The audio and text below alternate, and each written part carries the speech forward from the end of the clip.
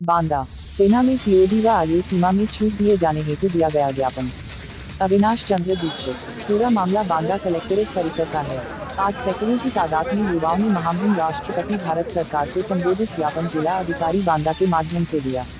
आज अपने ज्ञापन के माध्यम से युवाओं ने सेना में टीओडी नियम में बदलाव व कोरोना महामारी के दौरान 2 साल भर्ती प्रक्रिया न होने के कारण ओवर एज हुए युवाओं की भर्ती प्रक्रिया में कम से कम 2 साल की आयु में छूट दिए जाने की मांग की गई। एक समूह जो है ये जो अभी भारत सरकार के द्वारा अग्निवीर योजना की घोषणा की गई है उसके संबंध में ज्ञापन दिया है और इनके द्वारा जो है कि ये कहा गया है कि विगत 3 वर्षों से सेना में भर्तियां नहीं हुई और तमाम बच्चे ओवर एज हो गए हैं और ओवर एज में छूट प्रदान करने के लिए महामहिम राष्ट्रपति जी को संबोधित ज्ञापन दिया गया है।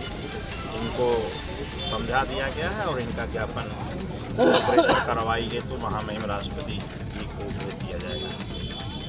नामदेव है सर। ये बताओ अग्निपथ योजना को लेकर क्या राय है आपकी? देखिए सर, जो अग्निपथ रिक्रूटमेंट स्कीम है सर, ये सर अभी कुछ ही दिनों पहले मतलब सरकार के द्वारा मतलब बिल्कुल एकदम अप्लाई कर दिया गया सर। उसको ना सर किसी बेसिस पे ना ससर मतलब उसको पहले सर ट्रायल बेस पे लेना चाहिए था सर, उन्होंने ट्रायल बेस पे नहीं लिया सर। और सर सबसे बड़ी कमी ये है ना सर, टूर ऑफ ड्यूटी के थ्रू सिर्फ केवल 25% बंदों को सर परमानेंट करोगे और बाकी के सर जो 75% बंदे हैं आप उनको 4 साल बाद हटा दोगे। लेकिन सर ये भी नहीं कुछ क्लियर किया कि आप उनको 4 साल बाद कोई जॉब एश्योरिटी दो ना, तो सर कोई जॉब एश्योरिटी है ना कुछ है, तो सर 4 साल बाद होगा क्या सर? और दूसरी चीज़ ये सर, जो पेंडिंग रिक्रूटमेंट एग्जाम पड़े हुए हैं आर्मी CEE और Indian air force XY group, result भी है और सर और रिजल्ट भी पड़ा हुआ और सर एनरोलमेंट लिस्ट भी सर उसकी पेंडिंग अभी पड़ी हुई है सर, वो कैंसिल कर दिया सर। ये सर कहाँ का न्याय है? अच्छा ये बताओ, कई जगह पर इसका विरोध हो रहा है, क्या कहना है इस पर? सर ये देखिए सर, हिंसात्मक विरोध तो सर ये गलत है, वैसे हिंसा नहीं करनी चाहिए क्योंकि जो भी सर चीज़ें हैं वो सब अपनी पब्लिक प्रॉपर्टी है सर, हमारा ही अधिकार है उन पर। तो सर कुछ कहीं ना कहीं गलत हो रहा है, लेकिन सर सरकार को सर लेकिन जब तक हिंसा की बातें सर बिना हिंसा की बातें समझ नहीं आती हैं। अभी सर जनवरी में हुआ था सर मतलब सर रेलवे वालों ने भी विरोध किया था, जब सर ट्रेनें वगैरह चली तब उनको समझ में आया कि भाई साहब नहीं कुछ गलत हो रहा है। अब उनको समझ में आ रहा है कि नहीं हाँ अब कुछ हमने गलत किया, तो 2 साल का उन्होंने रिलैक्सेशन दिया, लेकिन वो भी एक लॉलीपॉप है, केवल इस बार बस मिलेगा, वो भी TOD को थ्रू जा रहे हैं। हमें सर सबसे बड़ा प्रॉब्लम TOD से है, ये tour of duty Agnipath scheme जो है इसको सर वापस ले लें सर, ये गलत है। पुराना जो सिस्टम था सर वही बेटर था सर। हम सेवा करने चाहते हैं देश में, इंडियन आर्मी में, इंडियन आर्म फोर्सेस में, तो सर हम परमानेंट नौकरी चाहते हैं सर, परमानेंट जॉब चाहते हैं सर। हमें उस क्या राय है? कई जगह इसका विरोध हो रहा है, अग्निपथ क्या है? अग्निपथ योजना एक्चुअली क्या है कि जो सरकार ने बोला है, पहले तो मैं बात कहूँ कि क्या राय मेरी राय, तो ये कहीं ना कहीं जल्दबाजी में लिया गया फैसला, पहली बात मैं कहना चाहूँगा। थोड़ा सा जो बात इन्होंने कही जो कल लागू की जब प्रदर्शन के बाद 23 साल और 21 साल को अलग कर दिया था इन्होंने, आज फिर एक कर दिया, तो ये बात पहले क्यों नहीं किया आपने?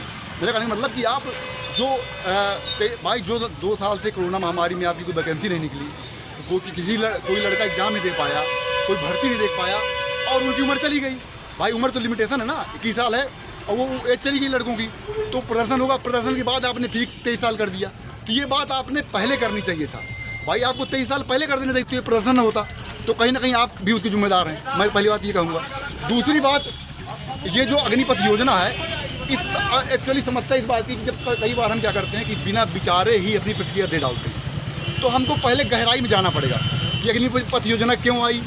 और अग्निपथ योजना हमारे देश में अग्निपथ योजना नाम है, कई देशों में भी ऐसी योजनाएं चल रही हैं, जैसे ब्रिटेन है आपका, अमेरिका है आपका रसिया है, चाइना है, ये सब 5 साल के लिए करते हैं, उसके बाद आप सरकारी जॉब पा सकते हैं। तो ये बात आई, लेकिन ये लोग समझा नहीं पाए गवर्नमेंट क्या उसके बेनिफिट क्या हैं। बेनिफिट भी बहुत हैं, 1 साल में 46,000 इस साल जो है नौकरियां दी जाएंगी जवानों को, और जो कभी कई 3-4 साल में मिलती थी, तो ये एक बेनिफिट होगी, मतलब भर्तियाँ काफ़ी होंगी, और दूसरे साल 50,000 आएगी, फिर नेक्स्ट साल 50,000 आएगी, तो ये होगा। और उसमें क्या होगा कि जो मैं फ़ायदे बता रहा हूँ आपको, कि उसमें फ़ायदे ये होंगे कि आपका जैसे 4 साल किया उसने, 4 साल में जो उसकी सैलरी हो रही है, पहले साल 30,000 है, 35,000 है, 35,000, 40,000 कट के डिवाइड हो रहा है, तो लगभग 11,71,000 उनको मिलेगा, इनको जब ये रिटायरमेंट होंगे। और इनके बेनिफिट बता रहा हूँ मैं, और लगभग 11 लाख उनको सैलरी, तो 22 लाख मिल गया। 11 लाख में अपना कुछ काम कर सकते हैं अगर चाहें तो यहाँ पे आके, और दूसरी बात जो सर सरकार ने बोली है कि लोन में प्राथमिकता दी जाएगी और पुलिस जॉब में जो आर्मी के तमाम लोग नौकरी करके आते हैं 22-23 साल करके, फिर उनको पुलिस में मतलब प्रायोरिटी दी जाती, तो वैसे पहली प्रायोरिटी इनको दी जाएगी। तो ये दूसरा बेनिफिट होगा। और एक तो आपको लोन, तीसरा एक्चुअली क्या है कि ये बात जो कही है मुख्यमंत्रियों ने, तो जो भाजपा के मुख्यमंत्री हैं, जिस प्रदेश में भाजपा है, उन्हीं मुख्यमंत्रियों ने कहा है, बाकी दूसरे मुख्यमंत्रियों ने ये बात नहीं कही।